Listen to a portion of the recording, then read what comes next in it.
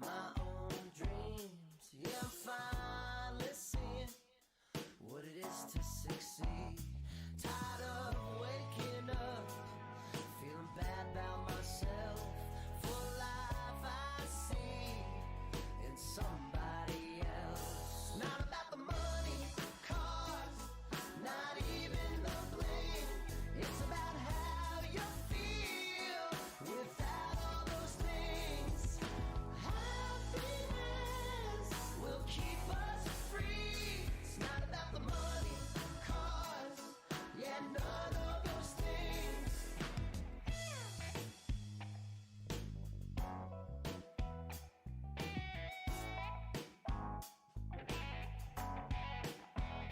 Yeah, it's time to speak up. Turn the power off. There's a bigger world outside of our phones. Don't send to your head. It makes you more alone. Yeah, time is a poison you shouldn't do alone. It's not about the money, cars, not even the bling. It's about how you feel without all those things. Happiness will keep us free. It's not about the money, cars, yeah, none of those things. Is this the breakup? Are you coming back? Is this the breakup? Are you coming back? Is this the breakup? Are you coming back? Not about the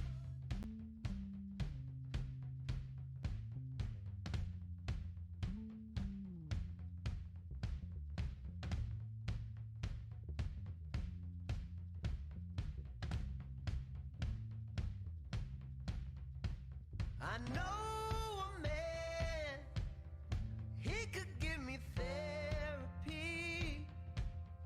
What's the use of therapy? You don't want to change, babe.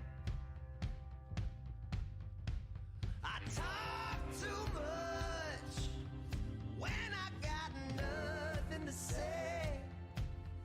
Maybe it's to get away. It's easier to walk away. I gotta find the time to let love in. I gotta find myself and let love in.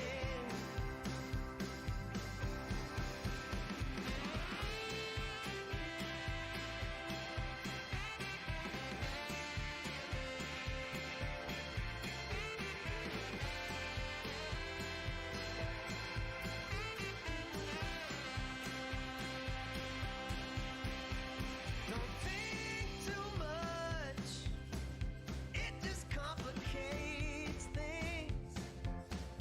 No room for judging to heal me.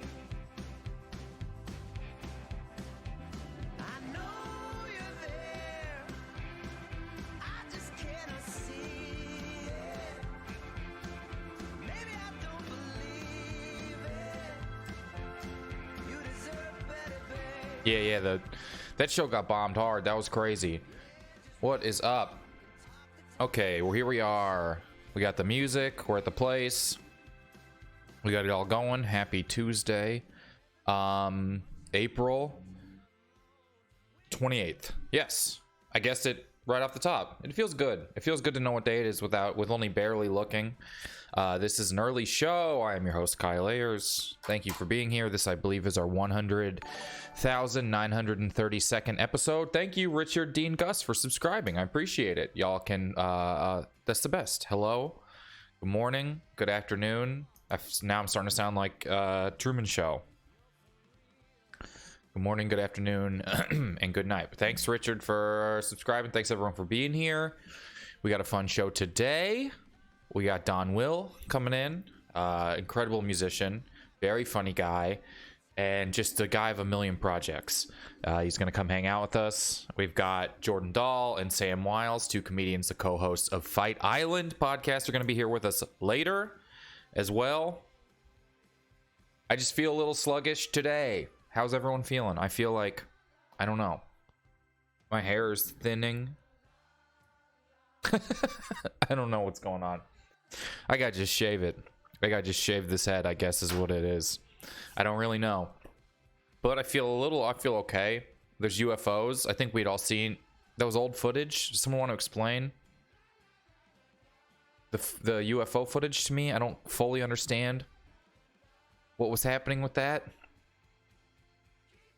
It felt like they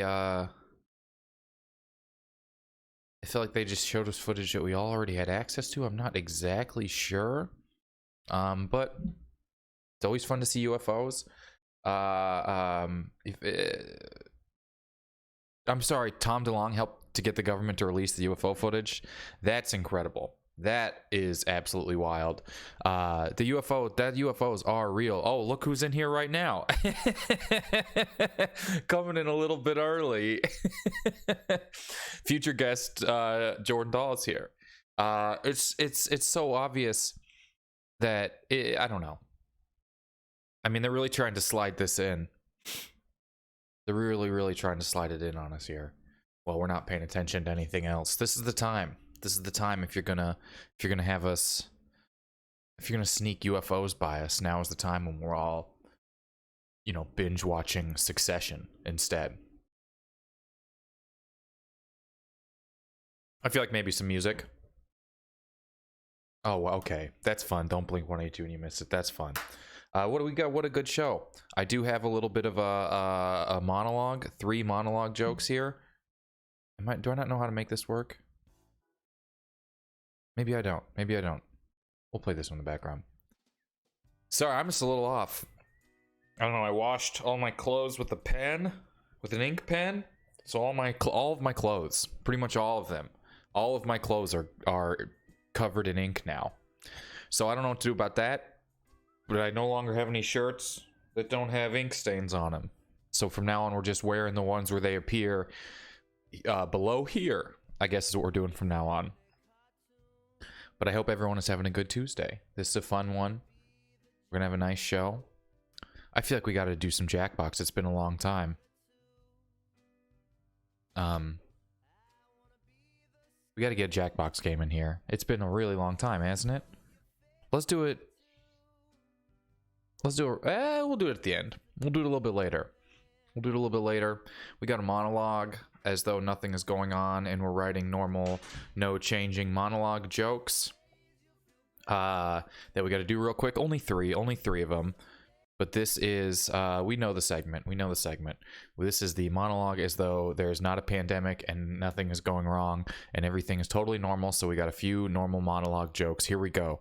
Here's our normal monologue jokes for normal news where nothing bad is happening and it's all completely normal. Here we go. Joke 1. Yesterday, the Pentagon released UFO footage for the record. No word on if the UFO was releasing chemtrails. Okay, that one's a little short. We kind of had buried it already with all this UFO talk. Next one. Oreo released a mystery flavor Oreo. You guys see this? You guys follow the news? You see this? Oreo released a mystery flavor Oreo where they don't tell you what the filling is made of. Finally, an Oreo where you're not quite sure what the filling is made of.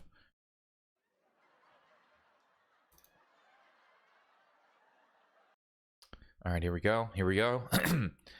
Saudi Arabia, I don't know if you guys saw this. Saudi Arabia has acquired a 5% stake in Live Nation, the company that runs, amongst other things, Ticketmaster. Working with Ticketmaster would be a rare misstep for the otherwise pristine Saudi Public Relations Department. Okay, there we go. Oh, wow, please, thank you. That's enough, thank you. That's the quietest laugh track of all time, but thank you so much. That is our monologue as though everything is normal and there's not a pandemic and we're just doing normal monologue jokes. And now we get back into kind of hanging. We got all good guests. I'm excited. I avoided a JetBlue joke. That's what we're talking about. Let's go through some that didn't quite make it. JetBlue is requiring everyone to wear masks. Meanwhile, Spirit Airlines is requiring everyone to ride no mask, open mouth, getting coughed on. I don't know. It feels like everyone does a Spirit Airlines joke. Who knows? You see, I don't even have the laugh track pulled up anymore. Okay, our first guest today is very funny. It's got legs, does it?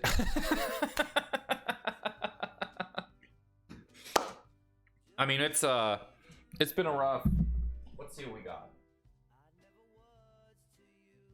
I did a long stand-up set the other night, 35 minutes for people on Zoom.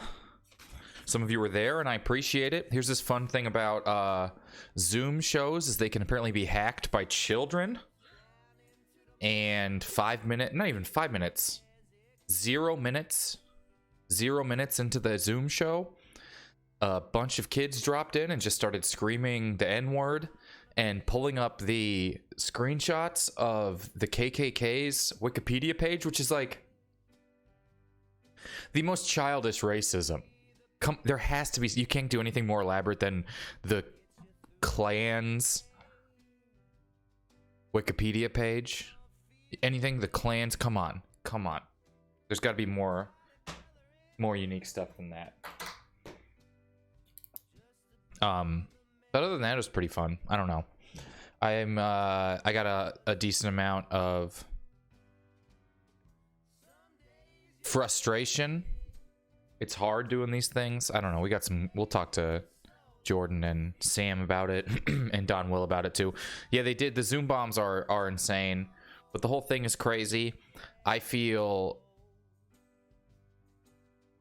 Zoom time, I guess I did 35 or 40 minutes. It feels slower to me. It feels so much slower to me to do jokes on there because all the jokes go so much faster. And then you're just sort of out of what you wanted to talk about. And I don't know. It's been, I miss the days. I miss the days when hecklers had to see you in person. I missed it when they had to have at least some gumption and some balls. If you wanted to heckle, you had to be drunk and screaming. None of this anonymous probably got some dumb V for Vendetta mask framed on their wall. Or none of this stuff. I don't want that. If you want to heckle, you gotta show up. And you gotta say something. And you gotta buy a $17 pina colada from a club that you got barked into because I was headlining and I'm not famous enough to sell tickets. That's what I want. I want someone who wanted to see Kevin Pollak, but Kevin Pollak canceled. So instead, I'm there. And then they are upset already. And then they start heckling. That's who I want. I don't know. All right. We got a guest who's going to come hang out with us. Get thrown out by Jazzy Jeff. I don't know. This is making me miss stuff I never thought I would ever miss. I'm just like on an endless world of frustration with it. But this is going to be great. Actually, we're going to get our first guest in here right now. So I'm going to be right back, and we'll be right back with the incredible Donwill. So be right back, everybody. I'm going to say it one more time. Be right back.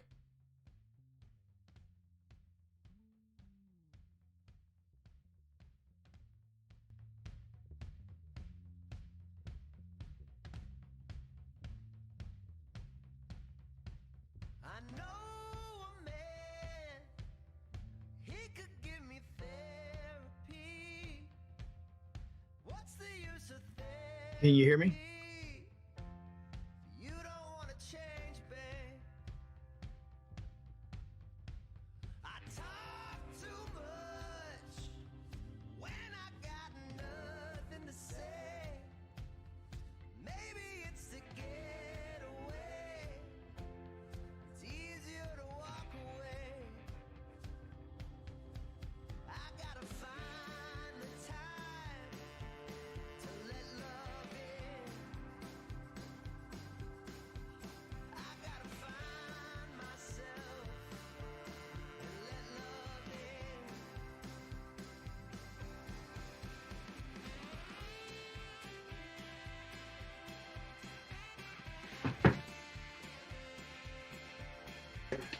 in.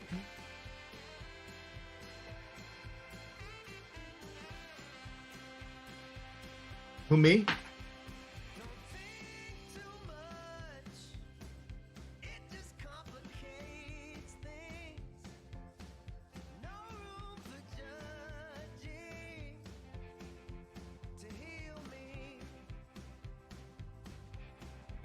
Everybody, all right, our first guest, we're going to give you a quick video of his right now so you can get to know him a little bit. He is also working and streaming on Twitch. He's a man of a million projects. We're going to talk about 999,000 of them, and we're going to leave 1,000 of them out.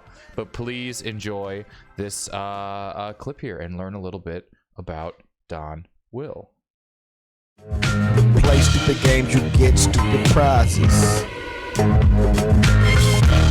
Man, this is fucking dumb. It's dumb. Play stupid games and win stupid prizes. That's how I feel when you go live, man. I don't even like having people at the crib. Imagine how I feel with the world watching. Y'all tuned in, shit, the walls too thin. Gotta keep it down, find a workaround. Stream taken down cause the copyrights. These labels won't let me live my life. I got paid trying to play Rihanna. Play Prince, that's a bigger problem. Man, I own every one of these MP3s and I pay y'all fuck niggas so I can stream in return. A fractal cent as a percent's bullshit. What part of the game is this? Guess I just go to Twitch. Hopefully some of y'all come with. Wish I could just go outside instead of trying to figure out how to go live. I could use a miracle. Shit. We all stuck here until Everybody, fuck. please give it up for our first guest, Play stupid game. Donwill. Oh, how you doing? Now we're both unmuted. What's up, man? I got my voice back. Thank you so much for giving me my voice. Yeah, of course. I'm sorry to have taken it from you. You know, I'm used to it, man. I'm used to being silenced and censored and all that. good So, stuff. so you have a million projects going on all the time. Yes. And then and if people don't know, between making your own music, DJing on your own time, basically co-hosting various comedy shows while also playing music throughout them, and then the world stops. What happens when you have 75 things that sort of happen once a week and then you can't go to any of them anymore? Well, thankfully, one of the things, Butterboy, we figured out how to get it up and running. So that happens at Butterboy Comedy. It's a you've done it. It's a live stream Yeah. show. It's a a good time. Monday night Brooklyn comedy show turned Monday night online comedy show. Yeah. As far as the other things, it was just this mad scramble of reconfiguring all setups and figuring out how to all right, how do I stream? Mhm. How do I put these things on camera? And that's essentially what the little video clip I sent you. Yeah, That's all it was about. I was watching your and I'm gonna show it when you're done, because you have like a performance reel that is so funny to me, of just sort of various clips of you in and out of comedy and in and out of music and stuff. And it's so, and you did one of my favorite things for the Night Train show, which was that bit with John Hodgman where you kept getting in trouble and then you basically showed him that he thought you invented remixes. Yeah. So people want to know what you have on in the background. Oh, that is Kelly Clarkson. Oh, that's so fun. So what's consuming your time now? Like, how has your day-to-day changed? Oh man. So I wake up and I make breakfast every day. Yeah. Then I take a shower. Then I rewire my studio for some sort of live stream show. That's pretty much like every day is the exact same day. Yeah. And that's honestly why I keep I keep daytime TV on, is because usually I would turn it off, but now I'm like, I just need some sort of visual element that lets me know time is moving forward. Otherwise it just feels That is so, I know what you mean. We're so used to like going out and being at either whether you're going to a live show or going to some sort of performance or someone else's thing. Now that there's like, somehow it's adjusted to where we are the ones getting repetitive. right. I almost have like not a 9 to 5, but like I get up at 7 to start working on this stream every day. And then it's like the same sort of, it's more of a routine than I've had in a long time, even though the routine bears no fruit. How hard was it for you to adjust and do, because I know you'd like work in all sorts of like visual stuff too. Yeah. Like, was it hard to figure out how to make the pivot to video, as I like to say? Yeah, I don't know if I like doing this show, and I think it's very fun, but I also just like catching up with my friends. This is a good time, but I jokingly tweeted, and I think people took it a little too seriously, that I was like, it's been such an interesting thing watching comedians phone it in ways I never thought imaginable. And it's so crazy to me. You see, I like when people at least put some effort into something and don't use this as an excuse to do nothing. Like if I do stand up or something in this, I mean, you saw like my Butterboy set is that still I'm trying to make it seem, even if it's not fully really stand up because I'm in a room alone, I still want to make people feel like it was worth them to attend this thing, even if it's digital. Right. You see a lot of nothing, almost like a long, like people go to it. I want people to know what the show is and go for that to the show and not feel like they're getting slighted, I guess. Do you know what I mean?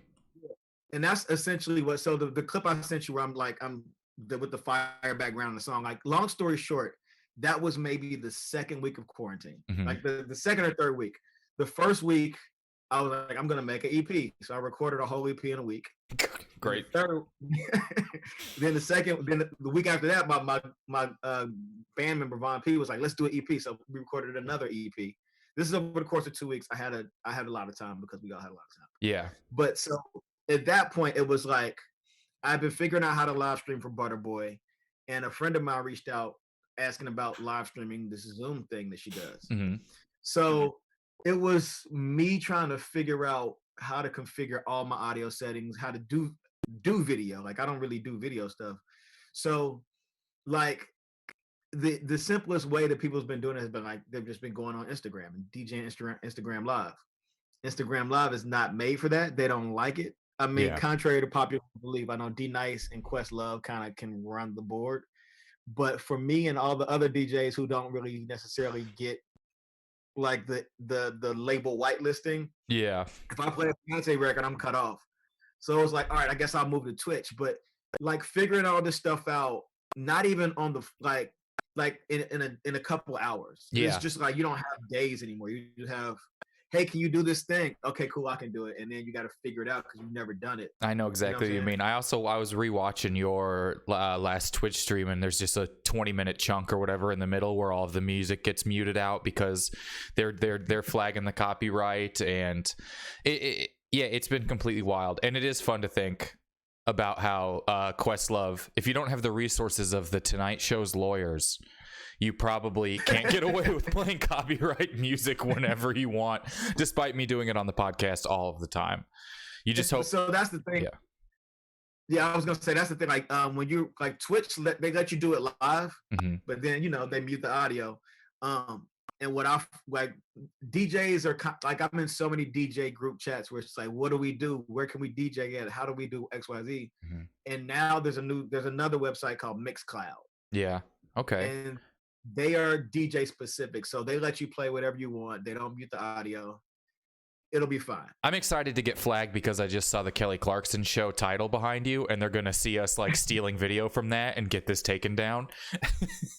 You want me to change the channel? No, I don't at all. They won't actually do it. I play like stand-up clips and stuff sometimes, and Comedy Central is immediately, they're like, take it all down. But other networks and stuff, even like Conan, they're just like, hey, thanks for showing our clip, even if it's in the middle of a show. Like, they don't flag it, they don't do anything. But Comedy Central, the second I upload something from there, they're like, edit it out right now or take the entire video down. I'm like, who's Comedy Central? There's nothing funny about Comedy Central's lawyers. No. You would think they would have the wackiest lawyers. Like, they all arrive in one car and get out. We said, you played our clip. Play it again 10 times. All right, man. We have a segment here on the show to learn a little bit about our guests that we're going to play with you right now, called 10 rapid fire questions. And then, there's more rapid fire questions, 10 more, up to 4 more times. There's maybe 50 rapid fire questions. So we're going to play this with you. You're going to give me a number between 1 and 50, and then we're going to roll through some questions from our rapid fire list. All right? Okay. Let me get a little music playing here. There we go. All right, whenever you're ready. The first number would be 43. Ooh, 43. Do you own any plants? I do have a plant. Yeah, does it have a name? No, I never gave it a name. Okay. This one is just the plant. But I used to have two plants named Juanita, and I forget the other one's name. But they died tragic deaths, so I can't rename the new plant. I get too emotionally attached to things that have names, but I name everything. That's the problem. I will also name everything like Planty and Planty 2, but that's enough for me to then feel sad if it starts to die. Right, so I just call this one the plant, like, because I mean, like, Juanita, I had her sitting on a Brooklyn radiator, and she was in like a Talenti cup. Yeah. And the cup melted, and she just kind of died. You know what I'm saying? Those radiators are they're basically shelves 7.5 months a year, and then untouchable nuclear war, like nuclear temperature beams for 5 months a year. It's like an exposed oven. It's like an oven without a door. All right, here we go. Next question: what living musician would you pay the most money to see?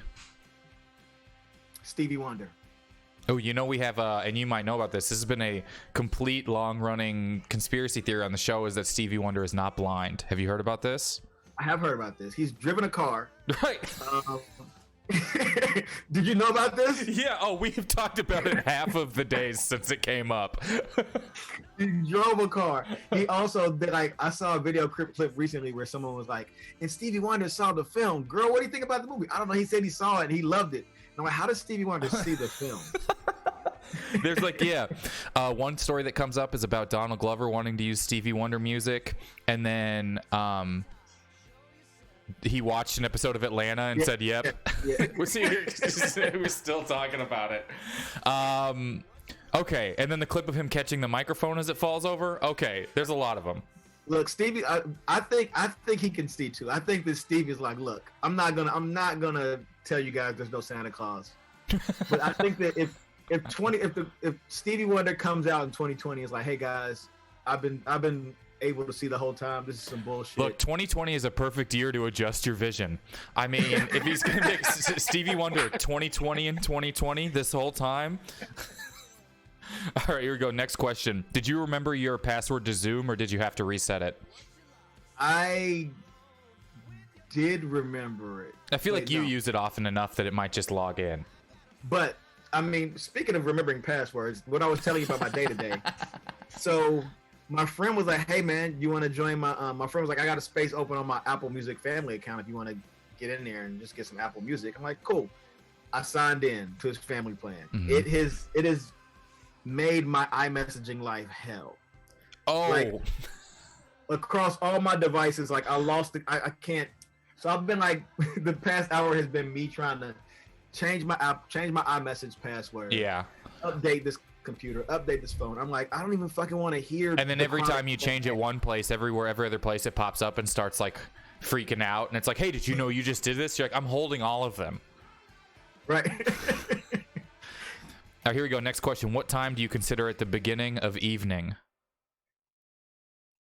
8 o'clock. 8 o'clock? Evening? Evening. Wait. Evening is not. Evening comes before night. Or is evening the same as night? It's up to you. Shit. I would say evening.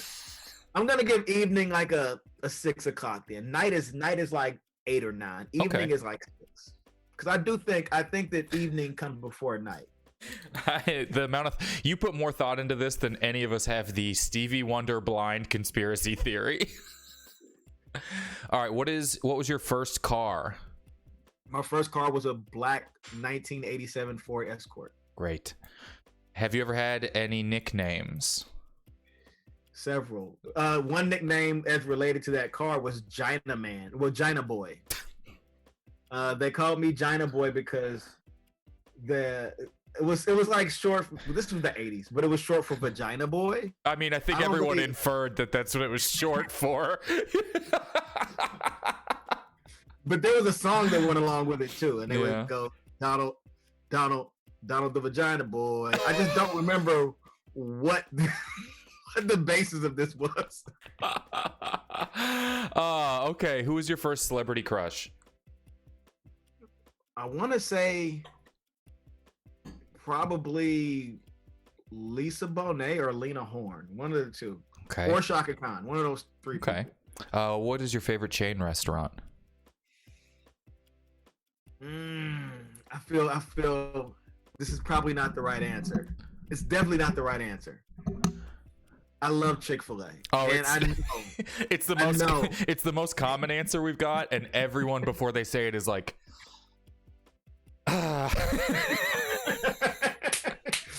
But before Chick-fil-A, it was definitely Little Caesars Pizza. Yeah, Definitely Little Caesars. I'm still like twice a year good for getting a Little Caesars pizza and just feeling terrible for 5 days. So, did you grow up with Little Caesars, like as a kid? We would have there's no in Kansas City. There's like no non-chain pizza restaurants. Right. So you remember they would give you like the 2 pizzas with the paper sheet. Yes. Yes. I want that experience so bad again because you can't rip the sheath anymore. I don't know why I thought Little Caesars was like somehow fancier than Pizza Hut growing up for some reason. I think it's because they didn't deliver, so it felt fancier. All right. And then they have the little pizza. I love that. That's why I thought it was fancier, because they had the Rome, they had Caesar on their box, and he was famous. Okay. Oh, someone Jordan wants us to explain the sheets that you take off of the pizza box. Okay. So before they would give you, well, Brooklyn is different. You just buy a pizza for $5. But before they would sell 2 pizzas at one time. That was the hook. Yeah. And the slogan was pizza.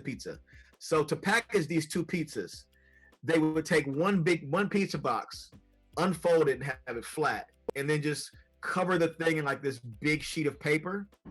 So you would basically have an exposed pizza box covered by a paper bag. Right. For whatever their special was to take the pizzas with you. This was pre-hot and ready world.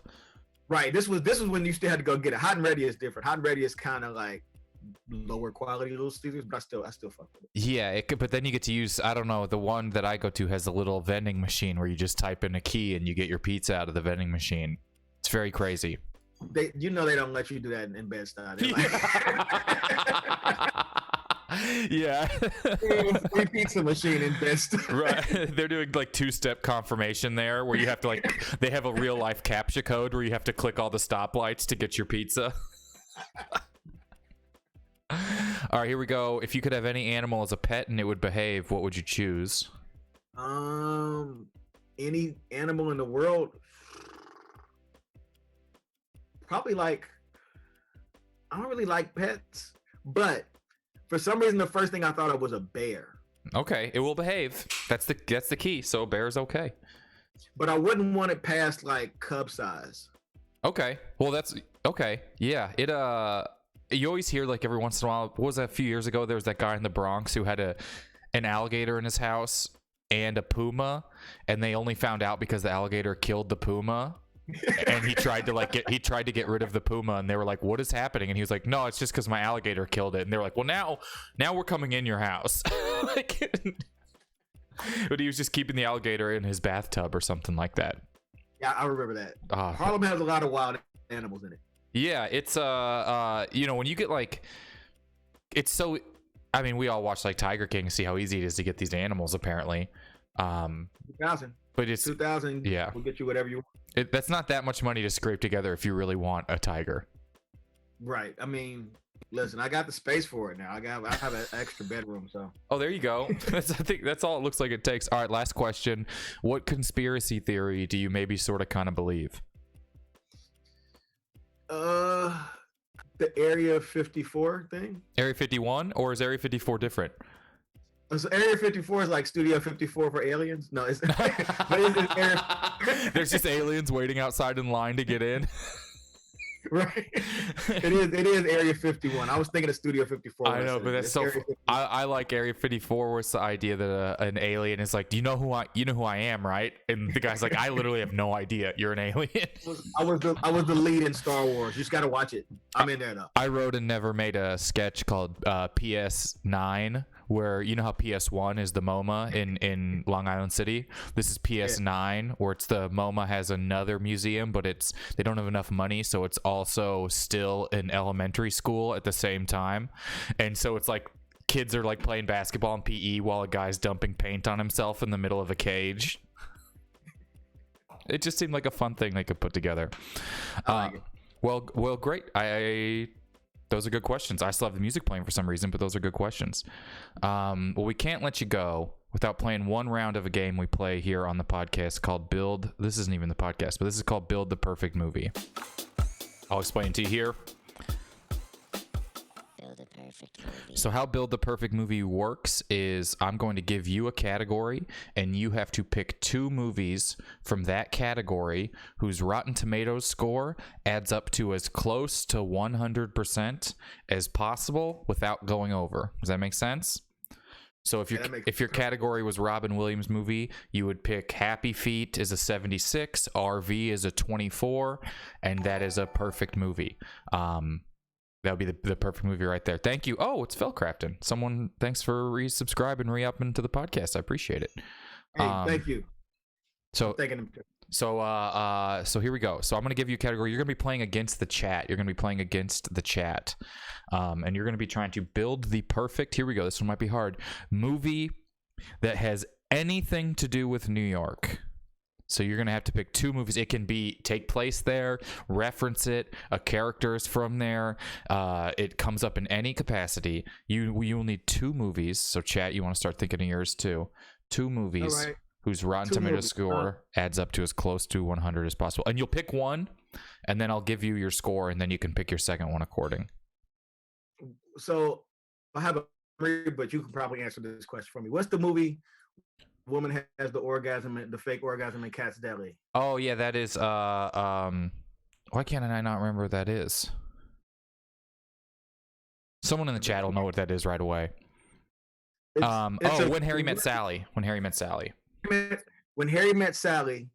And now let me give you your score. You'll pick one, the chat will pick one, and then you'll have to pick your second one, all right? Okay. So you got to have 2 movies combined. Cannot go over 100%. It's Price is Right rules apply. You cannot go over. Chat, what are we thinking? They got Escape from New York, Baby's Day Out, and Home Alone 2. I'm going to throw a poll up here for the chat. When Harry Met Sally seemed like a really high-ranking movie. It might be high. You could maybe reconsider if you want. I haven't looked it up yet. I want to stick with it. All right, chat, you have 1 minute. You've got 1 minute to vote. We got Even though I vaguely remember the movie, but chat, you got Escape from New York, Baby's Day Out, Bonfire, and Home Alone 2 as your options. So they got 1 minute to vote here. I forgot I have music I can be playing during this. There we go. You have your own custom game show music? We do, actually, from some of the games.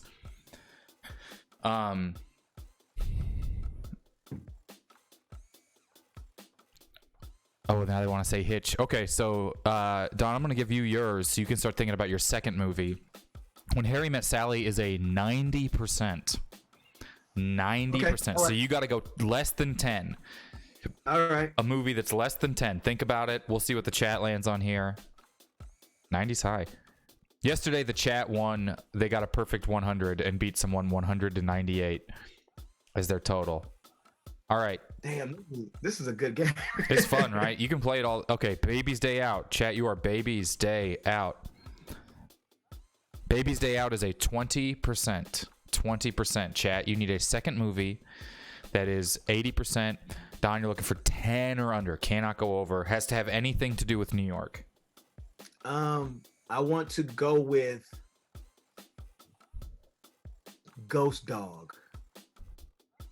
For some reason, I feel like Ghost Dog has a really low rating on Rotten Tomatoes, low score. Ghost Dog, the Forrest Whitaker movie? Yeah. Okay. Yeah. All right. Chat, we're looking for 80. They've got Hitch, Underworld, Sexy and the City. You didn't quite get that right, but there you go. Sexy and the City is like it's the spoof of the Sex and the City. Oh, really? Is that real? No. Why was I so excited for that thing that isn't even real? Because you were like, oh, I gotta see this shit. Yeah. All right. Devil Wears I heard there's a Prada. Titanic shit. All right, chat. I see a couple options in here. You're going for 80%. You have Devil Wears Prada, Spider-Man, Home Alone 2, Escape, Spider-Man. and Escape from New York. Those are your options. They're up there. They're up there. We got to vote. Yeah, it's a fun game. You get into it. You start doing. I like to do vague category. You can do like action movie, or you can do a specific. It's like we do sports movie, but you have to get 110% because that's what a coach would ask you to do.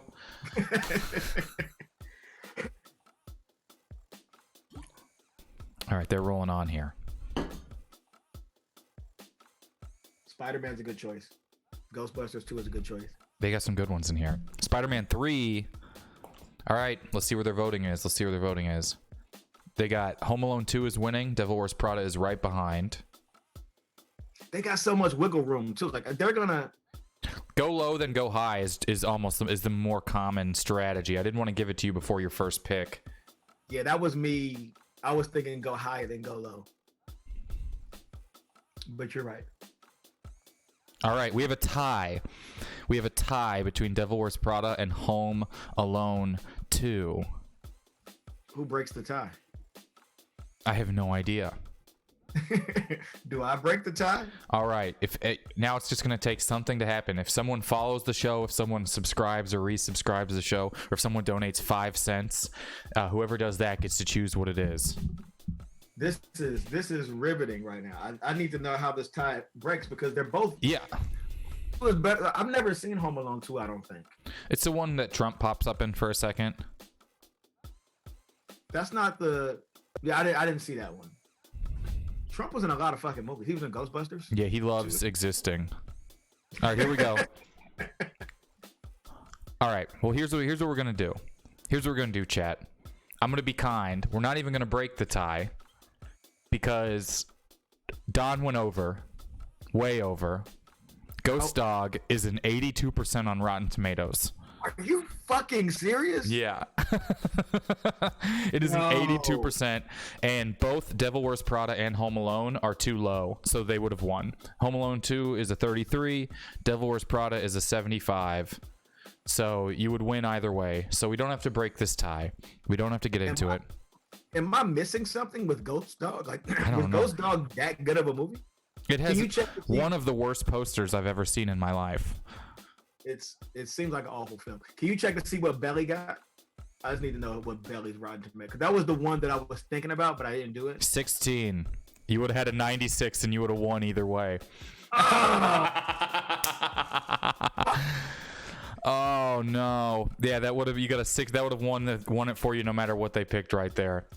Well, that was my backup. I was between Ghost Dog and Belly. So. All right. Well, you want to do one more round? Yeah, let's do one more. We'll do one more before I let you go. All right. This round, let me think. What's your favorite genre of movie?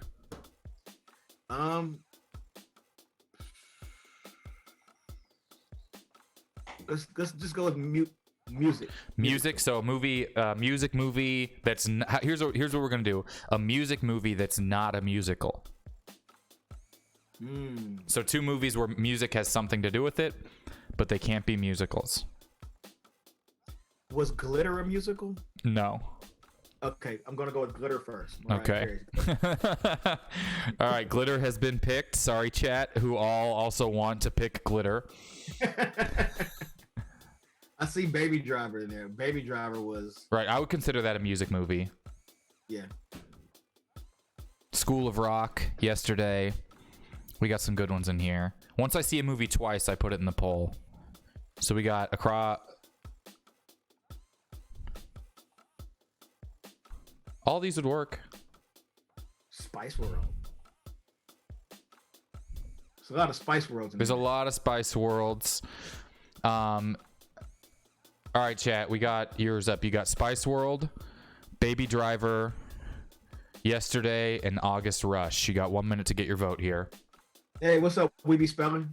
I know those guys. All right. So Don, I'll let you start working on yours. Glitter is a 6%.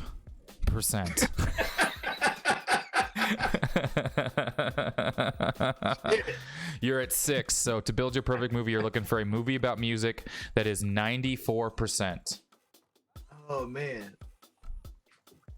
94% movie. Here's Chat, your poll is up. You've got about 30 seconds left, but Spice World is running away with it. yeah, Spice World is killing the game. Would Dreamgirls be a musical? That would be a movie about music, but I do not think it's a musical because it's not. It has a lot. It has a lot of dialogue. Yeah, I think it's a. Damn, that's a tough one. I think it is a musical. Okay. Because it's like, yeah, because it's for sure the songs have to do with what happens, if that makes sense. Like they progress the plot with the song. Let me tell the chat. Spice World is a 35%. I think that's higher than y'all fucking thought it would be. It's a 35%, so you need a 65. I was giving Spice World a smooth 20. 20 yeah, I was like, I'm thinking 11. Yeah, 20 or less. I want to go. I want to try Ray. All right. Go with Ray. I have a plan. I have a second backup if Ray is considered a musical, but I'm pretty sure. I don't think Ray's a musical because it's his music. Yeah. All right, chat. What do we got? They're thinking Rockstar, Rocket Man, Detroit Rock City. I see a word that you guys are obsessed with this one word. Little Shop of Horrors that's not a musical? I would consider that a musical. Yeah. That's such a good movie. Mm-hmm. So chat's looking for a 65%. Baby Driver came up. Bohemian Rhapsody. Baby Driver, that's not a music. Oh, High Fidelity. Whew. It's a good one. All right, we got Baby Driver, Bohemian Rhapsody yesterday, and High Fidelity. And you know what? We're gonna throw Pop Star, and I'm gonna get rid of Baby Driver. Too many people said to take it off. I can't add any more things on here. I want Pop Star. I like Pop Star. If I was them, I would be voting for Pop Star.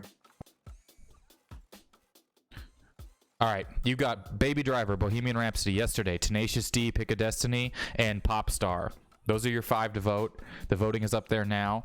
I remember I was in college. I dug my car out of the snow to go see Tenacious D, Pick of Destiny, and it was okay. I like dug to get my car out of there, and boy, it was just fine. Wait, what year was this? 2006 or 7. So I was gonna say, would you have been able to pirate the film? Oh no, not on the school's Wi-Fi. Okay. So it was worth the work then. No. I mean, you got some exercise out of it, you know what I'm saying? That's all. Yeah, it is true. And we also like dug to get cars out to go. I got my friend like dragged me to a concert and ended up being St. Vincent, and I was like, oh, okay, well she's pretty incredible. I just hadn't heard of her at the time. All right, chat, we're going with Tenacious D, Pick of Destiny, which is okay as far as movies go. Which is what they're looking for. All right, here we go. Chat, Spice World, 35%. Tenacious D, Pick of Destiny, 53%. So that's an 88. That's an 88 right there. That's a good score. All right, here we go. Glitter, 6. Ray, 80. You lost by 2%. Fuck.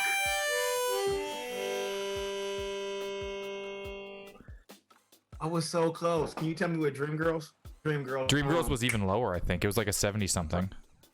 It wasn't Dreamgirls. What was my alt was 20 feet. I was thinking Stardom. I'm just curious. Of what movie? It's called 20 Feet from Stardom. Let me look it up. It's about background. It is a 99. I would have went over. Yeah, it is a 99. Music documentaries are rarely bad. Do you know what I mean? Everyone's like, love it. Well, hey, We'll have to have you come back on sometime so you can play against everybody again. Yeah, because that was like once I got the hang of it. Mm-hmm. Look, if we were going for a third round, let's save the third round for the second appearance. You know what I'm saying? We'll do that. Thank you very much for coming on. I'm actually going to show everyone while we transition. I'm going to show them that reel because it's so funny to me. There's so many funny moments in it, and they can see some of the comedy stuff that you're doing and everything as well. Cool, man. I appreciate you. I love the show, and I'll hopefully see you sometime soon. Yes, hopefully in person, if that is a thing that ever happens again. Everybody, please give it up for Donwill. Here's a step the game, and let's watch this clip real quick. DJ Panhandle. Yeah. I DJ like with my hands up. I'll do this.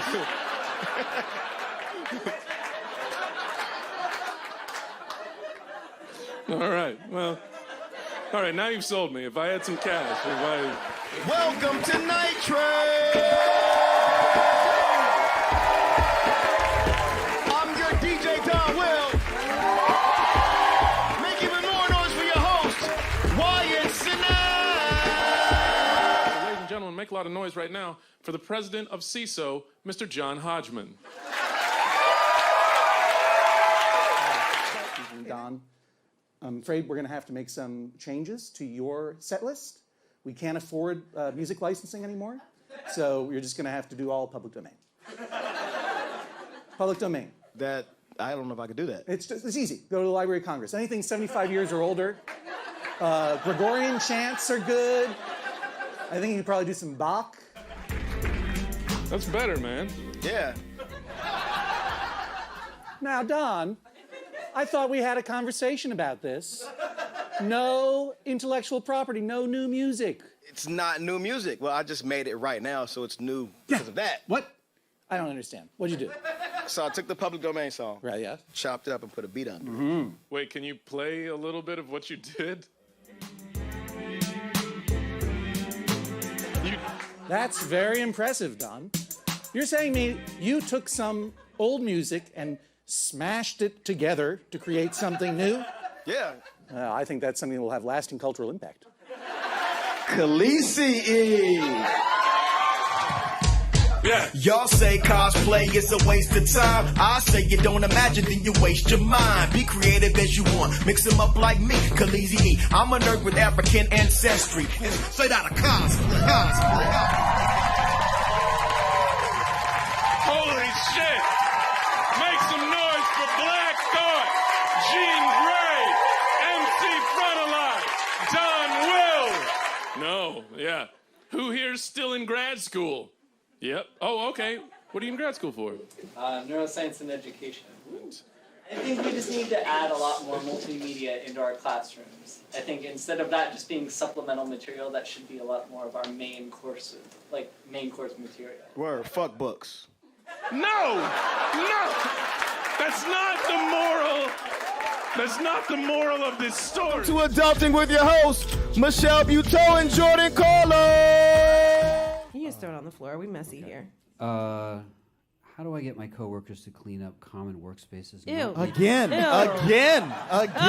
After you say throw it on the floor. How do All I right, get everybody, there's that the Donwill clip right there. I want to get going, though. Our next two guests are the hosts of the podcast Fight Island, where they have guests come on and debate who would win in fights from various categories I've been on. It's so fun. I want to play for you right now a quick clip of one of their stand-ups. Actually, we're going to go both. Our first one here is from Sam Wiles. So here, enjoy some Sam. We'll bring up your next comic, but first Matt has a few words about tears and how frequently they happen. How about it? How you guys doing? Good? How's everybody feel about their weight? Good? Everyone feels 100% good, positive about their weight? I am desperately trying to lose weight because I'm also going bald really fast, and it can't be two things, you know what I mean? I don't have a good enough personality to be fat and bald. I could be one. I gotta pick. I could be one. You have like a lot of charisma to be fat and bald. Like, you could be Rick Ross, that's it. And even he had to like put on a bunch of gold chains and learn how to rap and get a belly tattoo. Just so people wouldn't be like, what's that, an egg? Did egg have sunglasses on? Oh, it's a man. Huh. I'll be damned. It's a man. That was egg. Okay. I'm trying to lose weight also because I was starting to develop sleep apnea. Do you guys know what that is? That's when you're too fat for sleeping. That feels like a real raw deal. That's, hey, you know how when you're overweight, all you want to do is lay down? That'll kill you. So don't do that. Seems not fair. I also just want to lose weight because I think, you know, inevitably in like 4 years when the planet's like 160 degrees warmer, I don't want to be the one guy in our like group digging the latrine still wearing a shirt. You know what I mean? I feel like everyone else will be shirtless or wearing like the bones of their family or something.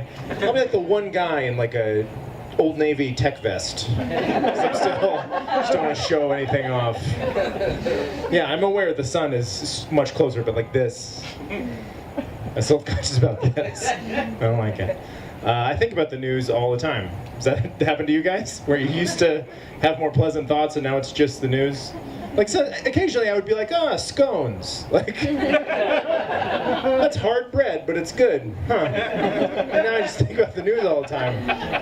Because my main thought about the news is that I think it's a knock against Trump that no one has tried to kill him yet. Because it makes me think all the would-be assassin, John Hinckley, Ted Kaczynski types are just sitting at home like, I like this guy. This is my kind of guy. I like how he talks. I like how it's all mixed up and jumbled and random threats. That's how I talk. Finally, a president who talks like how I talk. I like this fella. This is the kind of president I would have a beer with if beer wasn't mind control. That's what I do.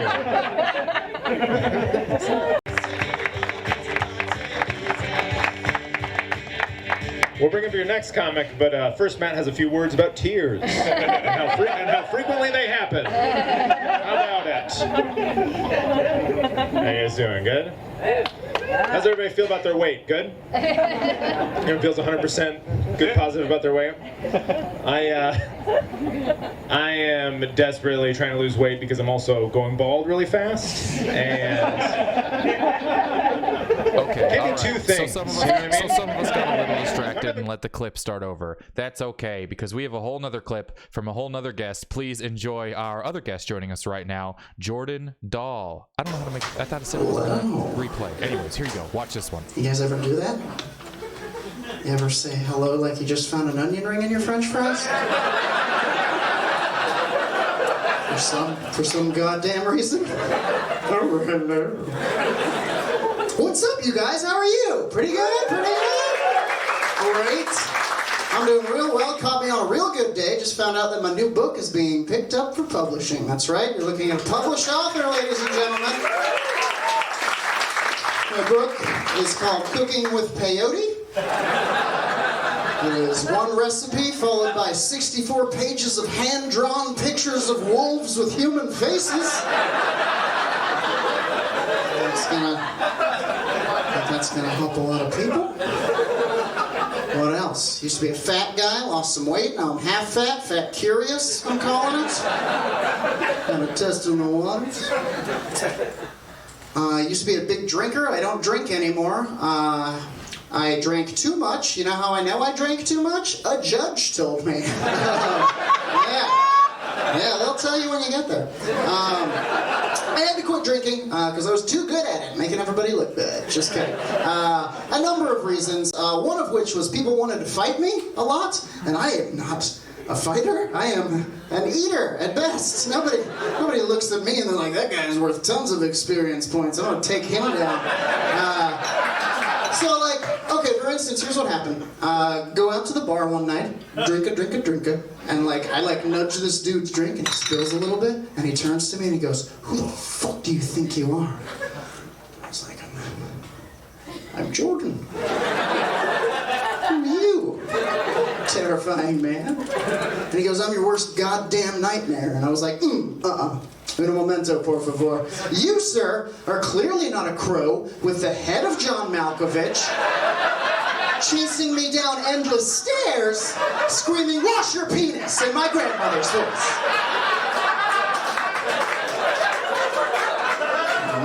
worst nightmare. I like to travel. I was in New Orleans recently, United States.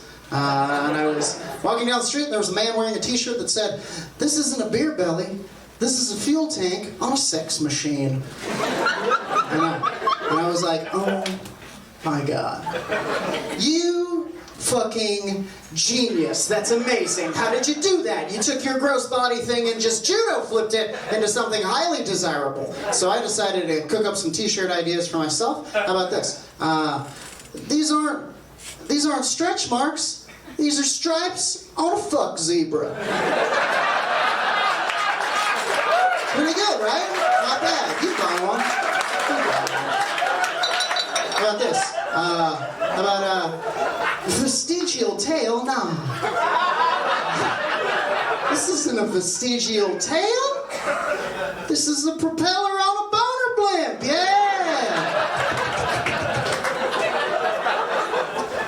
Hundreds of skin tags? No. These aren't hundreds of skin tags.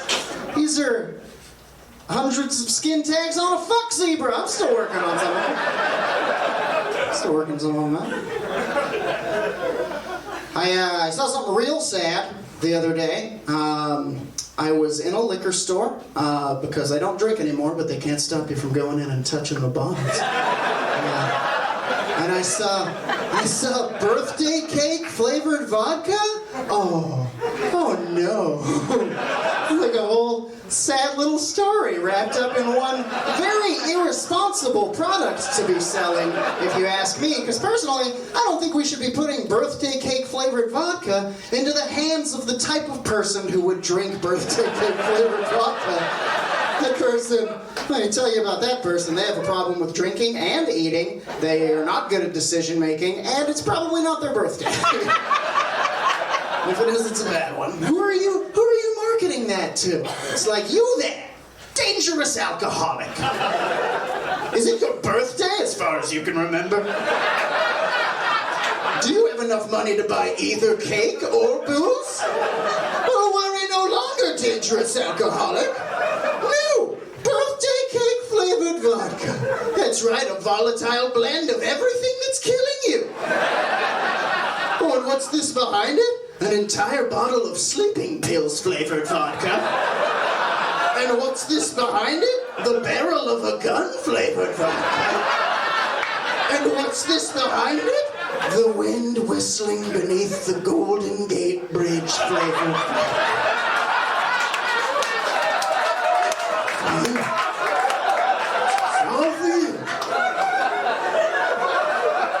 Seems irresponsible. Wow. It's the hosts of Fi Island with their fancy logo on here and everything. Jordan Dahl and Sam Wiles. Are we on? We're on. Hey, this is entertainment. I love it. We're in the web. I know Aldrin is in here. We're talking about Meltdown and how it. You remember when you used to miss specific places and now you just miss them? You just miss places. Yeah, places in general. God, I miss there. I miss here. I miss I used to miss Meltdown, and now I miss the sidewalk. Yeah, I miss West. You guys remember going West?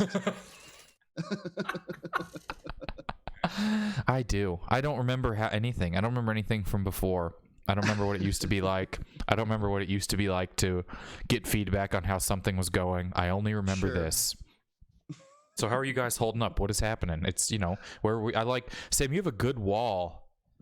Yeah. We've been, my girlfriend and I have been kind of redoing our place while we're stuck inside. So, but like very low key. That's like weird sticky wallpaper we ordered from the internet. Like it's the rest of it all around him, what you can't see is just smoldering wreckage. This is the one square. We've been redecorating, but it's been two people shouldn't be alone this long. Right. What was that? Wasn't there some movie that everyone thought was going to be great where some famous actors kept destroying the house that he lived in, and it was called like I don't remember. Was it Jake Gyllenhaal? Money Pit? Jake Gyllenhaal kept smashing. Money Pit with Tom Hanks. Yeah. It's not Money Pit. Could have been. Sam, everyone's saying you're a little quiet. I don't know how to turn him up because we're all operating on one volume ticker. Talk closer. Yeah, get your head in there. Let them see the mustache. Good. Let him see the hat that looks like it's for a team you would create in the N64 NHL game. It's a defunct hockey team. It's Defunct. It's a Quebec Nordiques hat. It's The Nordiques. Yeah. They played for glory, not just for points. Every defunct hockey team, their like story is like, yeah, and then the whole team died in a bus wreck. Right. And then they just thought, let's not have a team anymore. And that was before there were stringent rules in place about putting lead paint in the locker rooms. Yeah, they all were having to drive in some bus to play at the top of a mountain, and they were like, was it a real game? They're like, it was just an intramural. But they had to be there. These boys lived and breathed hockey. All the French guys kept cutting the brakes as a joke. And it was funny. It was funny. Classic French prank. Oh, are the Nordiques? Someone said they're the Colorado Avalanche now. That's true. Wow. They did. Name a whole team after how the last one died.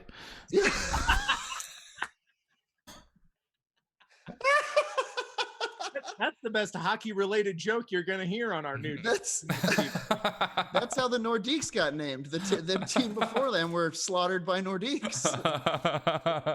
Don't get me started on the Devils. They just sold their soul to be good at hockey. That's why there's a team in Tampa Bay. The St. Louis Blues previous team was just killed by depression. Heroin. There will be a St. Louis Blues 2 after this quarantine is all over. I guess the Jazz would be heroin. Vancouver alone. That's the thing about the Colorado Avalanche. If they're losing really bad, their strategy is to make a tiny cup they can breathe in and then just wait for help. You hit that beacon. That's all you can do. You spit so you know which direction is up, and then you wait for help. Oof. I've never been in the world where I could be remotely close to an avalanche, and I know so much on how to survive it. You gotta know, man. They sneak up on you. It's a freak accident. You hear a knock at the door. It could be an avalanche. That's only from that episode of The Simpsons where Homer and Mr. Burns get stuck in that. I know about it. I actually, not to get too dark, a couple of kids I went to high school with got caught in an avalanche this winter. Jesus. One of them survived, probably because of that class we took. I have broken one coffee table in my life trying to do the Mr. Burns or do the Homer where you kick your heel down on a coffee table to get dip to come closer to you. And I just kicked the table and it just cracked right down in the middle. We just kept it for a while and propped it up underneath with some shoe boxes. Through it. Yeah. We don't want to get too dark. We just talked about a team of hockey players dying on a bus crash. And now we're like, not to get too dark here, but here's less people not getting killed in something else. They were real people who died in the other one. Not that hockey players aren't real people. I've seen the schematics. Can you be a real person if a guy who drives the ice smoother can take your job if you're sick? I think a team of hockey players dying is the most positive thing I've thought of in 2 weeks. So they were all hanging out? Nice to be around some people. I like to think about a team of hockey players living, really living. Getting some chocolates, just making an evening out of it. They died how they lived, dying. Yeah, kind of. I think I'm doing okay with the isolation. I was thriving. I mean, I have done this. I have Tiger King myself. I have become a being of pure internet. What everyone missed was just a cavalcade of good hair riffs that we had in the waiting room to come in here. Yeah. That can never be duplicated to the same effectiveness. I'm liking it. I'm faster. I'm scarier. I don't know how to talk to people. Are you guys kissing the mailman when he comes up? I find that I did that. That's why you got to get a nest. Yeah, he can just kiss the nest. We've been talking about it on our podcast. We're both kind of ashamed to be doing pretty okay. I'm a real hothouse tomato, man. I'm thriving indoors. Get lots of shit done. That has come up, but I think that you have to be able to allow yourself some happiness. I think about it all the time. Sure. Because none of us are doing great. Yeah. I mean, there is, the looming spirit of pestilence every time you step outdoors. Right. And so it's, you think about it, but I think it's it's some downtime that I needed to find myself, and who I am has this haircut apparently, so I can get a hold of some actual clippers. It looks like you let your shirt cut your hair. I can tell you for sure I let my hair pick the shirt. It feels like high school. I have like plenty of like video games and like Sure. I'm like watching a lot of movies, and I don't have any money, and I'm not allowed to leave my room. You're just hoping the president sends you an allowance. Yeah. Or at least a copy of Killer Instinct. So you can just hand it back to someone. I did that, dude. I used my fucking stimulus check to am I allowed to swear, by the way? Here we go. Yeah, you can't say stimulus. I used my stimulus check to pay off a bunch of credit card debt, and it kind of felt like I just hooked two vacuums together and like convinced them that they were cleaning the floor. Or like when you plug a surge breaker into itself and think it made electricity. Exactly. It was like, you know what it reminded me of? You remember in Constantine? It reminded me of the film Constantine for the first time. Just so you know, we just made $1 for you saying it. Hey, all right. Where he like tricks the demons into fighting over his soul. I was like, so you guys are okay. Yeah, all right, then. I remember this bit from The Daily Show a long time ago. This is how long ago it was. Dimitri Martin was the correspondent, which I think he was only a correspondent from age 11 to 14. And he died in that avalanche. So. Yeah, he did a bit about how he was consolidated. He would open a new credit, like talking about college kids opening credit cards and how that's basically like predatory credit card practice. Yeah, sure. And he was like, look, when I was in college, I did the smart thing. I got a credit card, I maxed it out, got another credit card, paid off that first credit card with that, used the new balance on that first credit card, pay off that second credit card. I got infinite free money, John. And then Jon Stewart's like, well, says something. He's like, well, what about interest? And he's like, oh, you should be interested. This is such a good plan. And it's like, and I just think about this incredible bit. It's really good. It's so funny. It's really good. Dimitri Martin, genius. He got to the UK and they treated him like literal Jesus, and he was like, I'll just stay here then. And oh, really? And he's like still like cranking out live shows and shit over there. I mean, he is so funny and truly one of the people who ruined open mics for our generation of comedy. You've never been to a real open mic till you've seen someone lug their easel. Oof.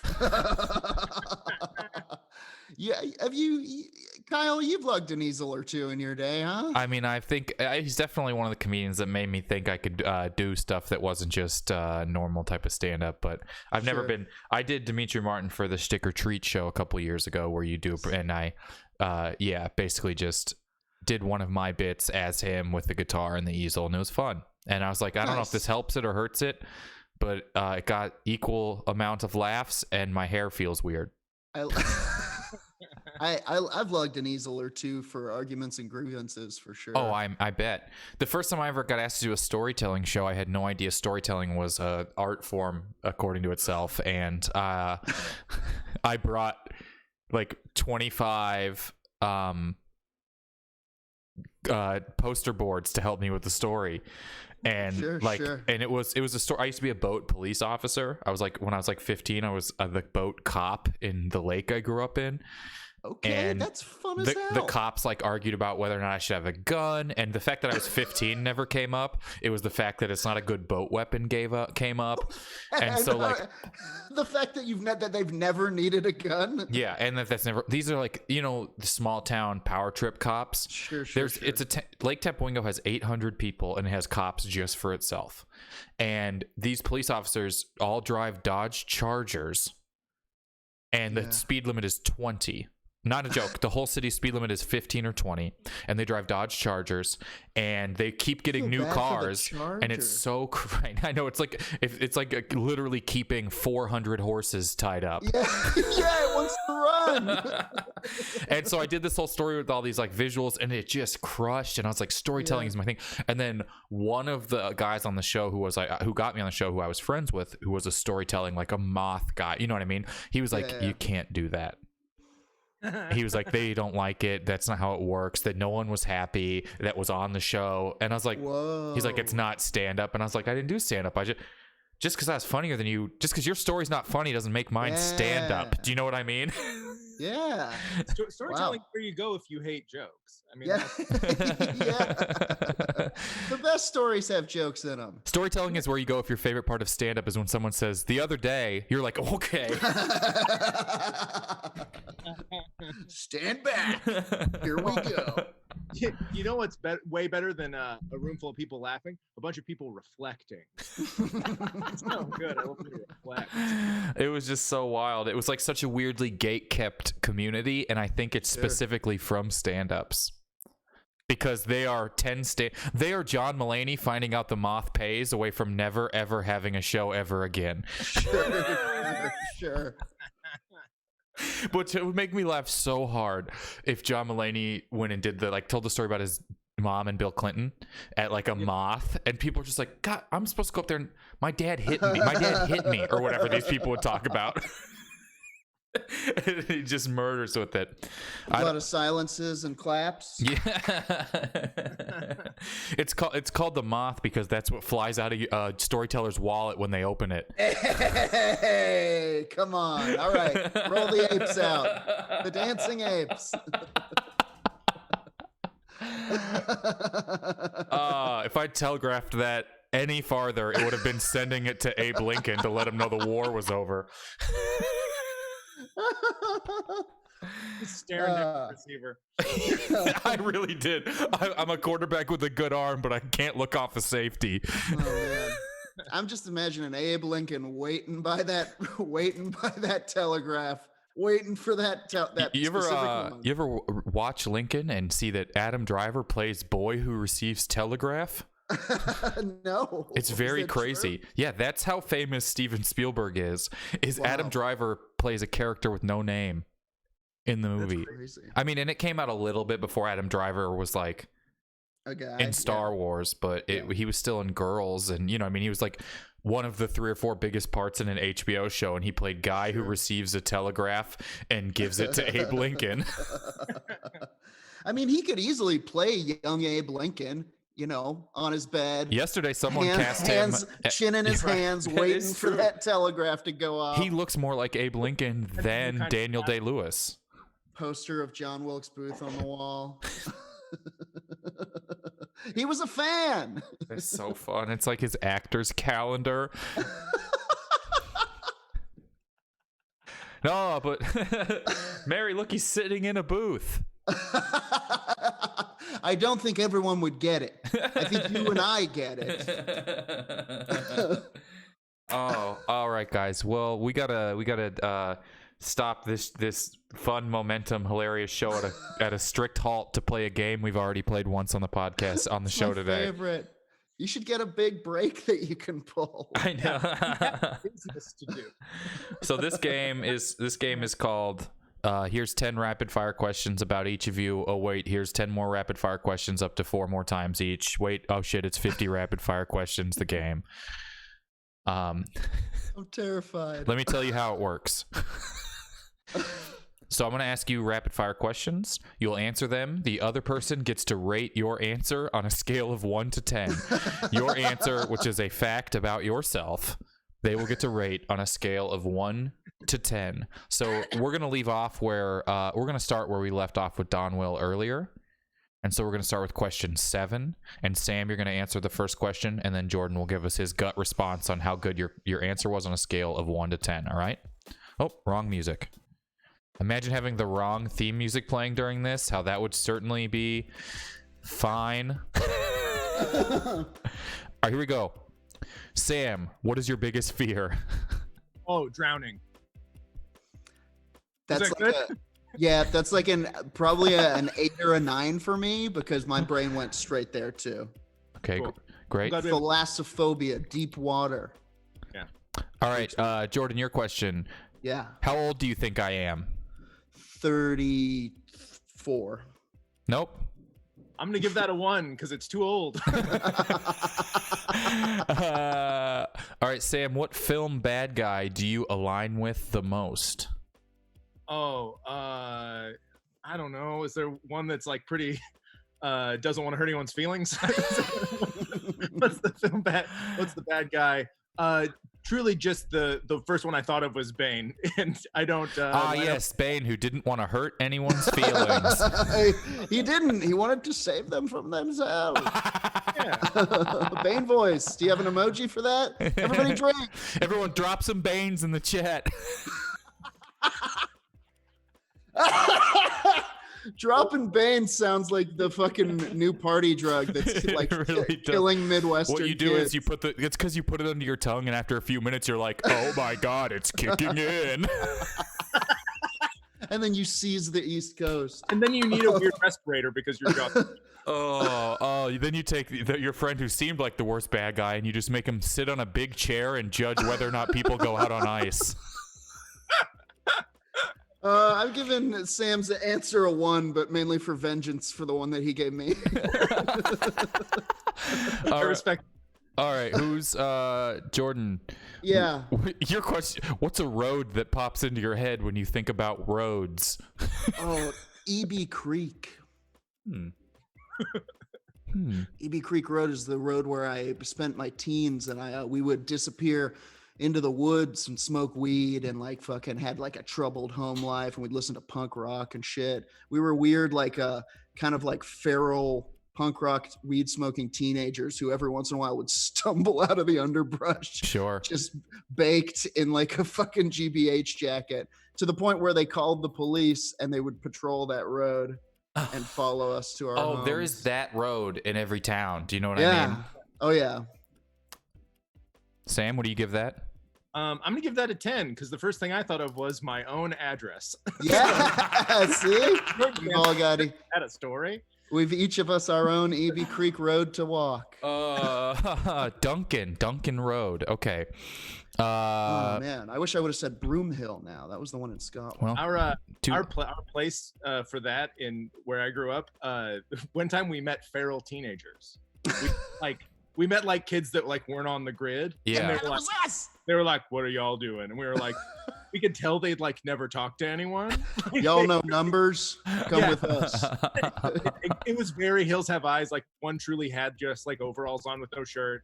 Yeah. And like, well, this is bad, I think. And they were like, "Get off our land." We were like, "This is a public place." And they're like, "We don't have a concept of that." Did you watch Baskets? That Zach Galifianakis show, Baskets? There's sort of like an episode where he comes in with some feral people like that, and then he lives within the romanticized version of that world briefly, where you're kind of living off the grid, and then they're all trying to loot for Quaaludes, and he's like, "Oh, I can't do this," and then he leaves, and you're like, "Okay." It was a good episode because it goes through like, here is what everyone really thinks is the good side of this, but actually this is the reality. Like a lot of those things, you know what I mean?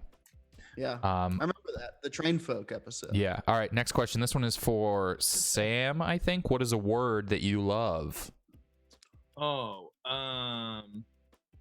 You know, I'm a simple man. I like the word pie. Great. Yeah. 8. Room for improvement, but you were still doing pretty good. It was gonna be, the word I was thinking of was smock. You were close. But also it bumped it up to an 8 because pie. Great. Pie. I like pie as a punchline. It's fun. Okay. All right, Jordan. And as breakfast. How many Bluetooth devices do you think you own? Fuck. Including tablets and phones? Yes, including tablets. Including the headphones for my PlayStation. 6 to 7. 6 to 7. I'm gonna give that an 8 for mostly accuracy. Yeah. I think there's more, honestly. I think this haircut is Bluetooth technically.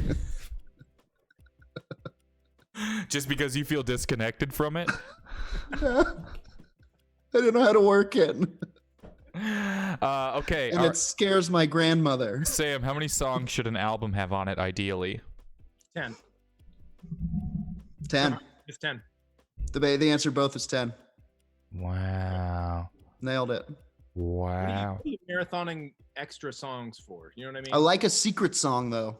Sure. 10 plus a secret song. Nice. Great. All right, Sam, what board game makes you the most competitive? Get like real into what's that shit, I can't think of it. Anything where you're guessing you're trying to relate in a category. It sounds important to you. It's not categories. Yeah, it's like something like that. The anything that's like trivia based. Okay. Charades. Yeah, not charades. You should see Sam play charades. He goes fucking hog wild. Flipping tables. He bites plates in half. No pants. To be fair, the word was goofy guy. Yeah. Is it Saturday? Is the word Saturday? Okay, Jordan, do you drink enough water? No. No. I was chastised. I was admonished for this yesterday. All right. Sam, out of 10? Oh, I think that's an 8 for the admission. Yeah. Honestly, Sam drank enough water. Okay, fair. Good behavior. No, I was admonished for it yesterday in an embarrassing fashion because we're conscious of the environment here at Haircut Ranch. I like to leave. We're yellow, let it mellow. Right. Yeah. Truly, do you think was Mellow Yellow inspired by that, or did that inspire Mellow Yellow? Either way, one should have pivoted. There's for sure somebody should have swerved. The one who should have pivoted was the one that's a business trying to sell us something. Yeah, one of you blink, please. Trying to sell us fucking lukewarm Mountain Dew, no less. Well, we thought it flattened. because it becomes pee. Yeah. We thought that was cool. But yeah, my partner nailed me. She came out and she was like, "You need to drink more water, dude." I was like, "Oh, shame." Yeah. Oh, shame. We all can. I got to carry around a big novelty bottle to drink more. My guy. Turns out Topo Chico salts you from the inside. So you're ready to be cooked? Exactly. I'm just fucking drying out over here. Jordan, how you been during quarantine? I've been cured. Really? You were sick? What? Yeah, I'm just reawakening from my fucking self mummification. All right, we got one more question each, and then the final one. Sam, what's the worst fashion trend that you participated in? Oh man, I had real big jeans when I was like 11. Just huge ass jeans. Great. 10 because game respects game. Hey, Jordan, what YouTube video always makes you laugh? Oh shit. There's a YouTube video of a South African guy. His girlfriend almost gets struck by lightning. I'm told it's like a setup, but he reacts. He goes, "Oh, baby, almost got struck by lightning. Get into the fucking water." And it's like the thickest, most panicked South African accent I've ever heard, and it makes me cry laughing. Great. I give that a 10. Jordan reenacted it. Great. That's a game I've never been able to organize far enough in advance as the guest reenacts a YouTube video and we all guess what it is and then watch it. But I've wanted to do it the whole time. I will do it anytime. I hate asking people to send me stuff beforehand. Do you know what I mean? So I don't want to be like, what's this? What's that? All right, here, last question for both of you. Sam first, what's a conspiracy theory that you actually kind of believe a little bit? Oh, the FBI or CIA killed JFK. Like, there's no way it was Oswald to me. All right. But I gotta give it a 6, man, because Oswald was in the mix. It wasn't just him, but he was there. He was a patsy. Even if you're a patsy, you're a cog, dude. Can we start a whole podcast where we just rank everyone's previous sentence before we yes and them? Yeah, it's got layers. All right, well, it'll be called putting the airs in layers. Jordan, your what is a conspiracy theory you maybe believe a little bit? Oh, geez. Oof. See, the one, I'm going to get stung for it, but I could see the United States government needing to win the space race so badly that they filmed something in advance. I think we've been to the moon. I'd just like to say that. I'm thinking that maybe the footage we saw isn't of that. My favorite moon conspiracy theory I read was, and it was just a joke, but they were like, I do think that we shot the moon landing. I do think Kubrick was hired to film it. I just think Kubrick is so anal he insisted that they shoot on the moon. That's so good, dude. My grandfather worked on the moon landing, craft services. Yeah, no, I think we've been to the moon, obviously. Great. I'd just like to scream that once more in front of a live audience.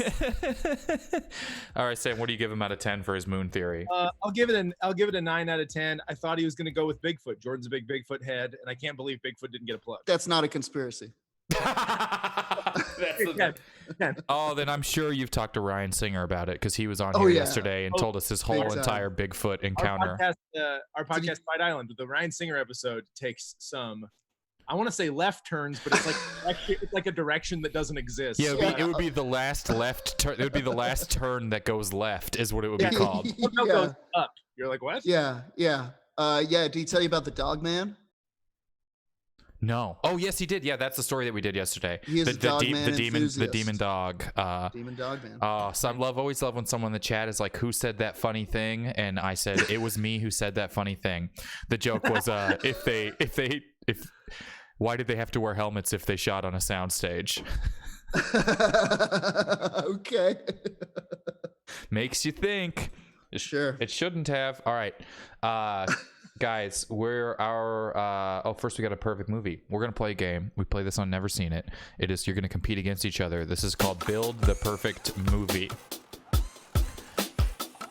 Sam, were you watching when the previous guest did it?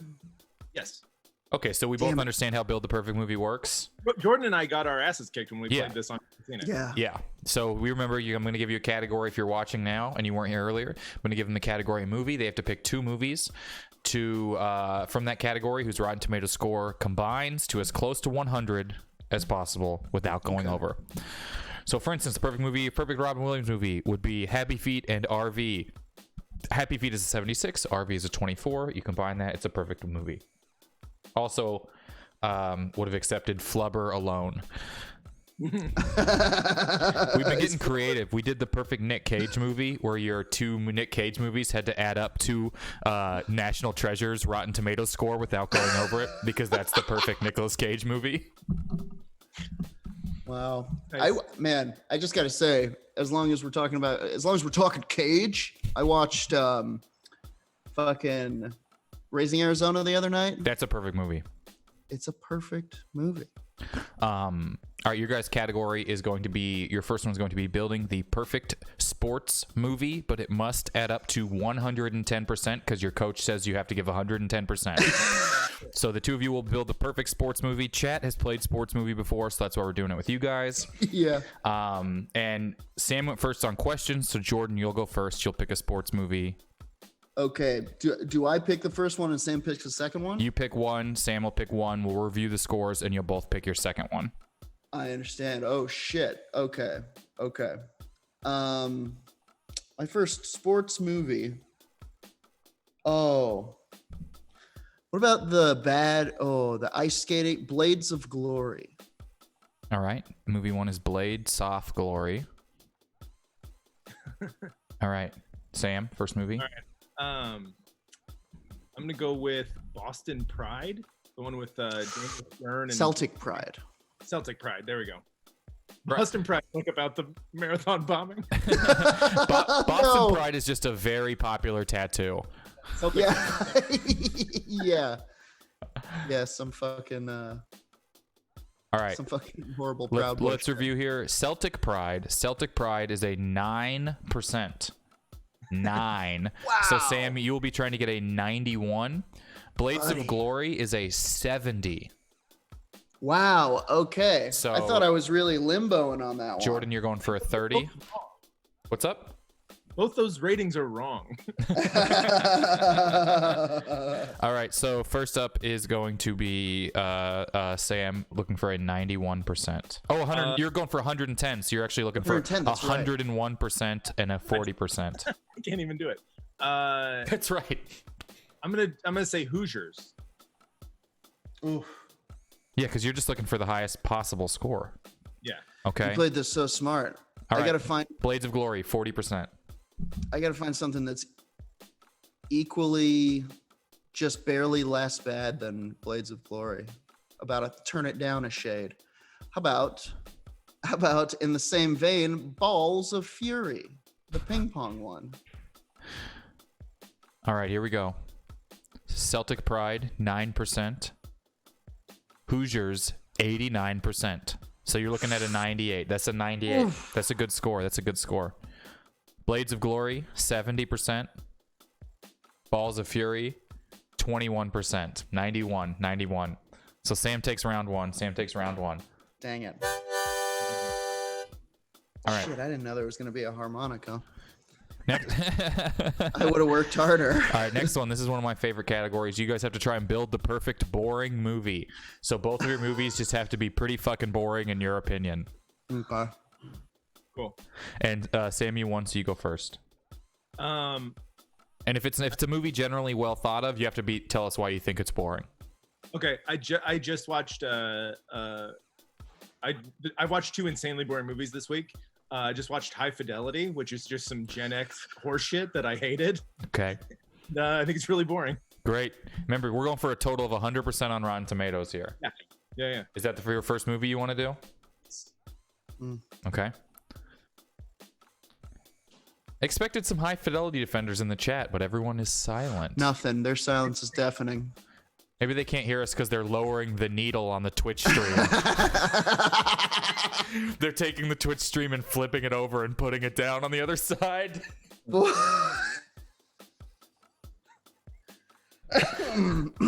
Okay. I'm starting to think that maybe I'm just like entertained too easily. Everyone just agrees with you, Sam, that it's overrated. Everyone's like, he's fucking right. It exploded. I saw it. I'm gonna go with the OG boring movie, The English Patient. The English Patient. I've also never seen High Fidelity. All right, here we go. English Patient, Jordan, 85%. So you need a boring movie that's 15% or less. High Fidelity, boring, 91%. Ooh. 91%. So you're looking Man, for we're a both boring 9. And Jordan, you're first. Scraping for it. A boring 9. There's no such thing. Does a boring 9 exist? I mean, it can be terrible and be boring. Yeah, Citizen Kane is 100%, just so you guys know people who brought it up. Not that. That'll put you over. That'll put me over. Unless you could have convinced us that was a sports movie. What was the other Kevin Costner apocalypse one? Waterworld? No, the other one. Oh, where he played Field of Dreams? The Postman.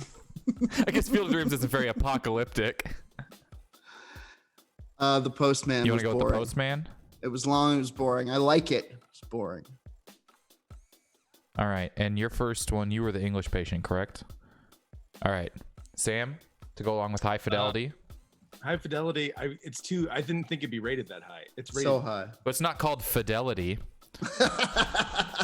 Fuck. And then I'll go with a movie so boring I turned it off. Also this week, Where'd You Go, Bernadette? Terrible. Terrible poster too. I can't imagine anyone enjoyed that. All right, here we go. High Fidelity, 91%. We're looking for a 9 or less. Where'd You Go, Bernadette? 49%. Oof. 49%. All right, let's see if we get a qualifier here. The English Patient, 85%. The Postman, 8%.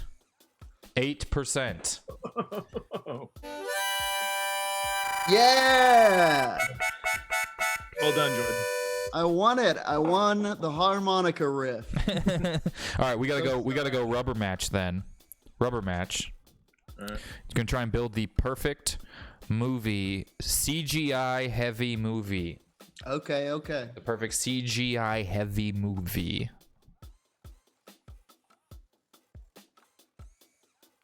Okay. Jordan, you'll go first. Jurassic Park. The original? The original. Do we think Jurassic Park, the original, was CGI heavy? It was a lot of animatronics. It was, but I thought it was the seamless blending of the two that made it work so well. And I was watching the CGI recently, and it holds up weirdly enough because of the use of shadows. I think it's very well done. Okay, we'll give it to you. I mean, I think Jurassic Park there's a flawless movie. If you're making 20 movies that are perfect, you can't leave Jurassic Park off it. I'm gonna shoot high. I'm gonna try to clean up with a low one I thought of. They're like someone just watched the director's cut. People are saying it's not enough CGI. They don't want to give you the qualifier. Okay. All right. I'll pick a different one. Truly, no one gave a fuck about High Fidelity, but the second you question Spielberg's ability to set up a giant dinosaur, people are like, yeah, how about I get this show fucking kicked off the internet? Okay. But they're right. It's so good. I love Jurassic Park. I understand. Would you guys give me The Fifth Element? No. Well, I spelled it so incorrectly trying to type without looking that I don't think you can use it. Oh, they're saying yes. They're saying plead the Fifth Element and they'll give it to you. Pleading the Fifth Element. I plead the Fifth Element. And then all right. We'll give you the Fifth Element for number one. The element in the room. Sorry. All right, Sam. First movie.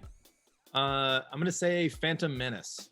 Ooh. Also mostly practical. You know what? You could also just plead Star Wars after he went back and fucked with it. Sure. Okay. Damn. But I mean, there's probably not a way to look up just the Rotten Tomatoes score of Guy tinkers with life's work. Is Jar Jar Binks practical? He's largely impractical. I think he's more of an impractical Joker. A little bit. No, they're rebooting it with Jar Jar Binks. Misa falling over in grocery store. Oh no. Misa wonder what happened to my marriage. Yeah. Okay, here we go. Let's review. Star Wars Episode I, The Phantom Menace, was a 53%. 53%. So Sam, you're going to be looking for a 47. The Fifth Element, 71%. Thanks for following the show, Adam Passion. I appreciate it. Hell yeah. Adam P, my man. Yeah, everyone go follow the show and subscribe if you want. It's free if you have Amazon. You can do it. You can resubscribe if you're 1 month in and you get a fancy new little icon as well. I worked so hard in Illustrator. All right. First up, Phantom Menace, 53%. Sam, we're looking for a 47.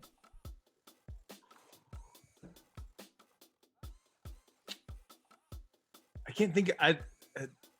Shit. You know, there's a lot of CGI in fully animated movies too. You can always think about that. But most anime movies get pretty high scores. Yeah. I was trying to think of something very middling. Okay, very middling animated movie. Yes. Home. Okay. Home. It won't be over 53. All right. The Fifth Element, 71. We're looking for 29. Underworld. Actually, let's go with Underworld 2. Oh, Electric Underloo? I gotta go. Underworld 2, The Streets? Yeah. All right, here we go. The Fifth Element, 71%. Underworld 2, 17%. So we got an 88. We've got an 88 right there. Okay. What was Underworld 1? Just curious. 100. 100 World. It is Underworld. It's harder to look up for some reason. Oh, 31. Okay. 31. Okay. So would have put you over. right, here we go. Phantom Menace, 53%. Home, 50%. Just over. Yes. Just over. Fuck. Yeah. Harmonica Man. Yeah. This is for me, Sam. That's my song.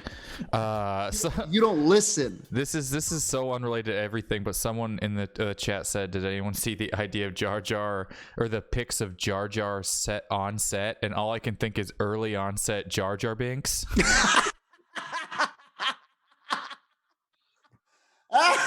Yeah. Which is truly nothing and everything I've ever tried to do at the exact same time. He's been saying he doesn't talk like Jar Jar, but there's a Misa here and a Misa there. I don't know. He keeps saying he keeps thinking it was a good idea, so we know something's wrong. He's worried about someone named Boss Nass. Okay, we got one last game and then we're getting out here. You're right. Before we go too much further, we got the spelling bee details below, and I didn't update the leaderboard from yesterday just yet. I'll do it after the show and you can check it out. But we're doing a spelling bee on Saturday. If you want to spell in it, we're putting people from the chat in there. All the details are below. And you can check that out. I'll get it updated after the show and it'll be there for tomorrow though. But let's get into, we have one more game that we're going to play before we get out of here. This game is called What Did Kyle Put Me in Front of? Competitive back and forth, yes or no. Question asking, also known as Kyle San Diego. Let me see. I for some reason I lost where I do this. Oh, here's where we do it. I just got to pull our little video in here real quick. The city of Kyle, San Diego. Yeah. So how this works is I've put you guys and myself in front of something somewhere. And you will alternate asking yes or no questions to try and find out what you are in front of. It can be something like we've done the Coliseum, or it can be something like a single Build-A-Bear. And so it's sort of all over the Olive Garden in Times Square, everything like that. So I'm going to put you guys in front of something and you'll have to guess where you are, alternating yes or no questions. So turn the stream off if you have it, because obviously there's going to be spoilers on there. Yeah, the Pizza Hut in front of the pyramids was one of them. Nice. Let's do it. So you ready for our first one?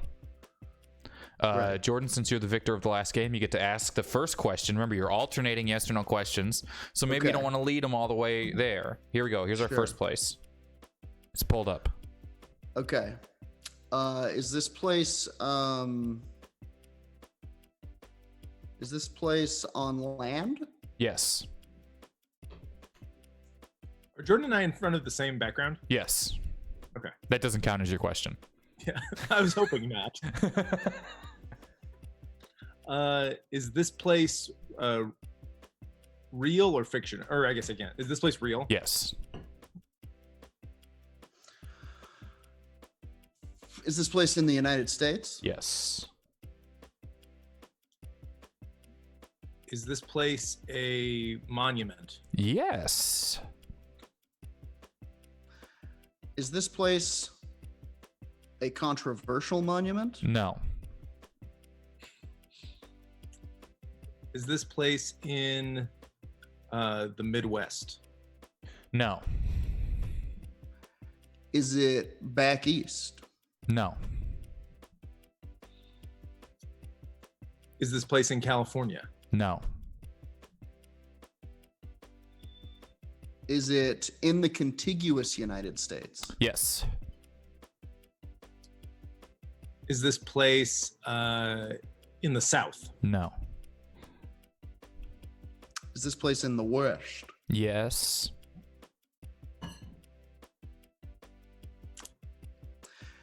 Does this place have a bunch of presidents' heads carved out of rock? Funny you should say that, because no. They just got rid of them. So it's sort of back and forth depending on what I look up here on whether or not it's technically a monument. Okay. It's a landmark. Landmark, I'll take it. That'll be the exact word.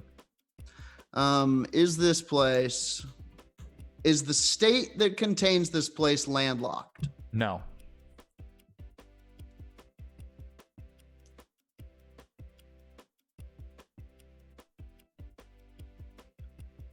Is this place in Washington? Yes. Okay. Is this place in Seattle? Yes. Is this place a Space Needle? Yeah. All right. Remember, it's a competition. Oh. Here we go.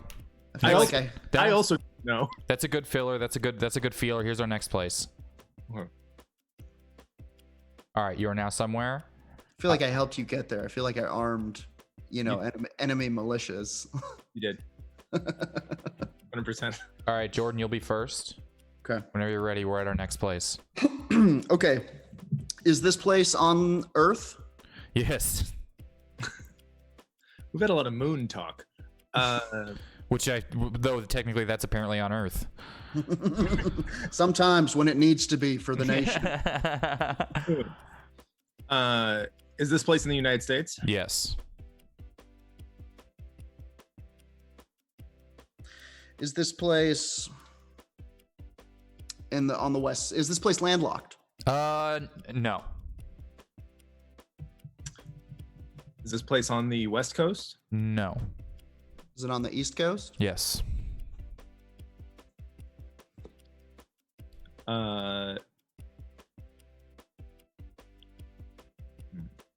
Is this place in Pennsylvania? No.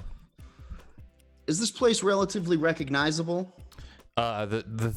Where you are at it is, yes. Interesting.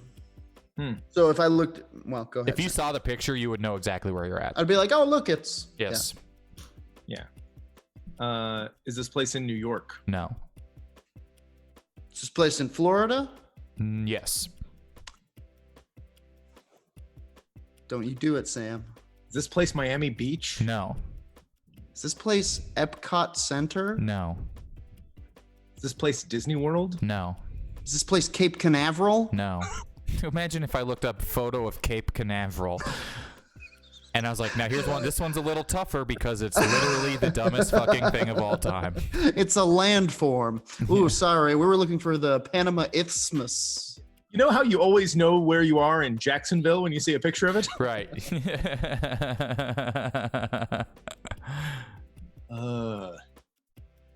I'm out of Florida things. Yeah, I think those are all the Florida things I know. Keep going. You got to ask something. Okay. Christ. Am I at a beach? This event is not on the beach, but this town has a beach named after it.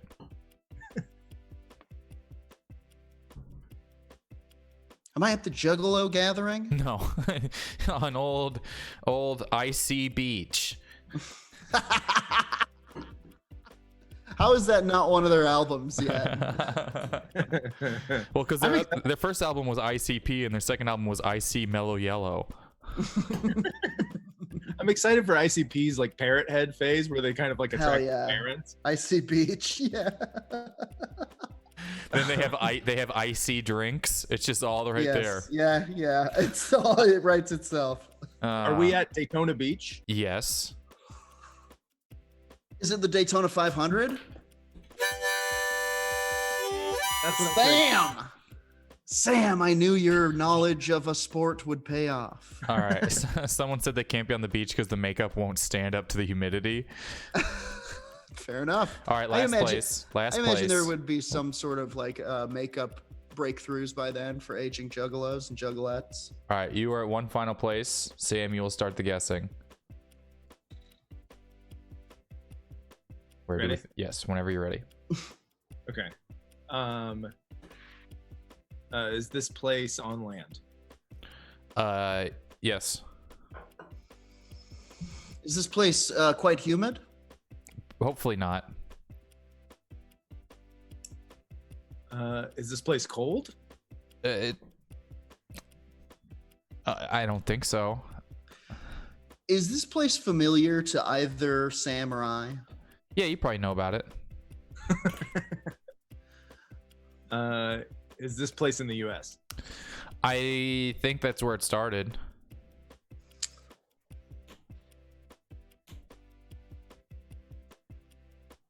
Is this place accepting of my haircut?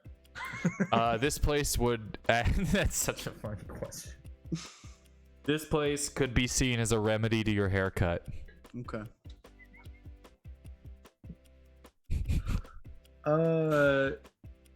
Does this place have a religious affiliation? No. Jordan needs religion, I guess. Is this place? I am the new religion, Sam. I'm gonna get blacklight tattoos. You'll see. Is this place militaristic in nature? No, I would say everything is set up fairly uniformly, but I wouldn't say militaristic. Fair.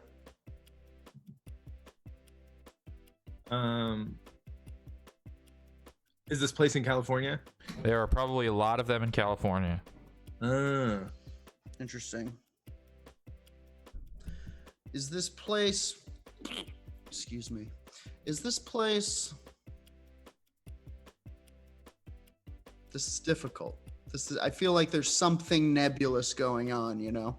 I feel like there's a question I could ask that would blow it out of the water. Yeah, especially if you said the name of the place. And that wouldn't be a question. That would And be a is statement. this place? Is this place a chain restaurant? It is not a chain restaurant. Also, they rarely cut hair. Is this place a chain anything? It is a chain of something, yes. Is this place a Supercuts? No, it is not a Supercuts. Does this chain provide a service? Provides a good. Good.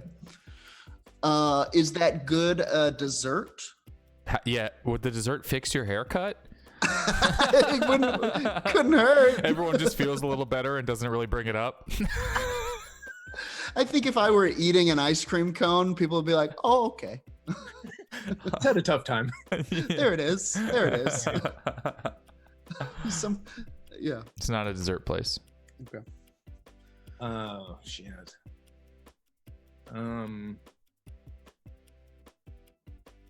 Is this place is the good they provide cosmetic? Yes.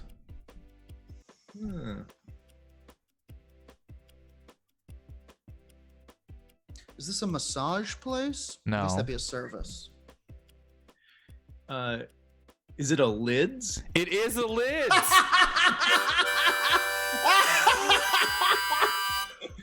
Think of the remedy to Jordan's haircut. It's got to be a hat. You're just out of Lids. Oh no.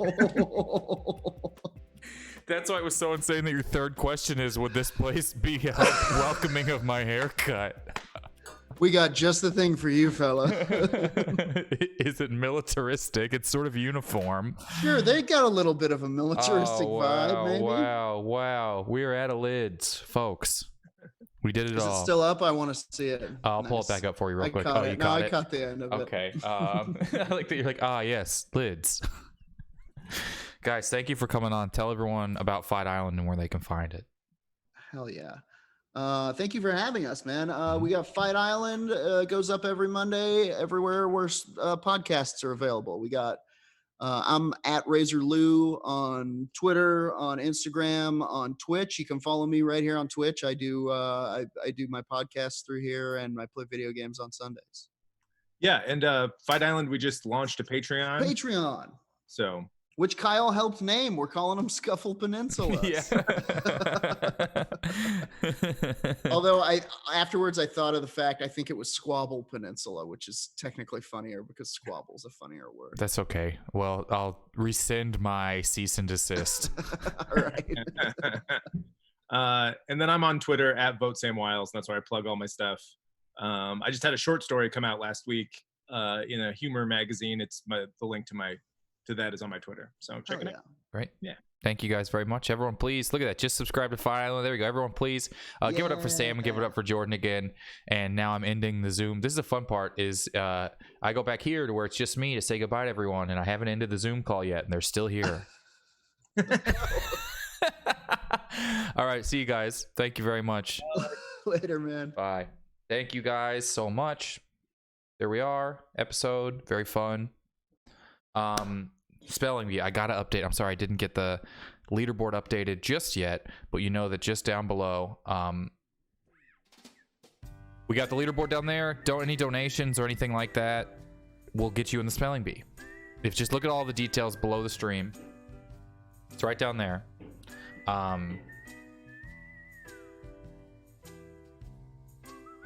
Have more Hangman games. Oh yeah, we'll get those back up there. I just gotta keep that. But yeah, We Be Spelling is on Saturday. Look down there. Tomorrow we got some Never Seen It stuff, and so that'll be fun.